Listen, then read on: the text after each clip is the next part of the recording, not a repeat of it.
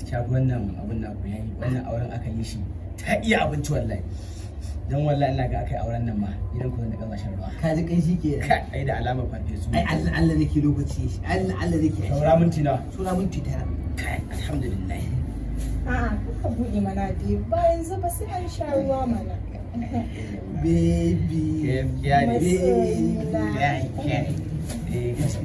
a'a ka bari a sha ruwa ba baby Salamu.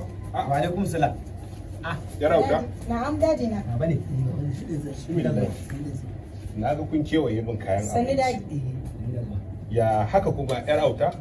Ki kwaso kayan abincin da ina ganin an kusa shan ruwa yanzu in sha ruwa sai ka tara wa'annan. Ku kuma daga ina? kai daji kani na ne fa masoyi na ne Honi. eh Waye honin wannan ko wannan? ba ni bane shine ni dan rakiya ne To na rako shi ne Allah sarki. wallahi Shi ka mana buhun shinkafan nan? a'a Ba shi ba? Shi ka buhun doyoyin nan? a'a Shi ya ko da kayan shayin nan? ba shi bane ba Burin waka.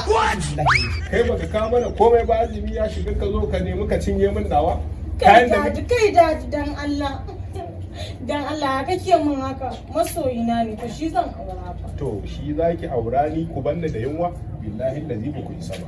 Ki dauke da Allah ka fi ka ajiye min kayan abinci. daji masoyina ne fa yazo man shan ruwa kuma sai in dauke in tafi da shi Kai dan gidan uban waye kai? a wannan ai dan gidan malam sha'abi mai guga da wanki ne nan baya Wanki da wanki da guga burin waka. a Kaga matsiyaci. Dan gidan mai wanki da guga zo cinye min kayan abinci shi bai kawo komai ba? ba daji dan Allah ya kake mun haka ni fa auta su ko daji na Ubanki. Dauke min kayan abinci. Kai zo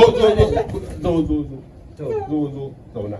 Ai ban gama bincike akan ku. to Sai na gama binkita kayan gidana mun ga ko ba ku auni kaya ba saboda na karɓi zakka ba na ni wannan. dama kaga hakan nan na shigo sun jin cikin sulana komai babu a jikina Ba komai. ba haka kawai daman miki Kai kuma fa zauna.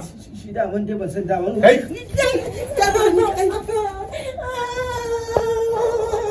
la ilaha illa ke azumi ake uban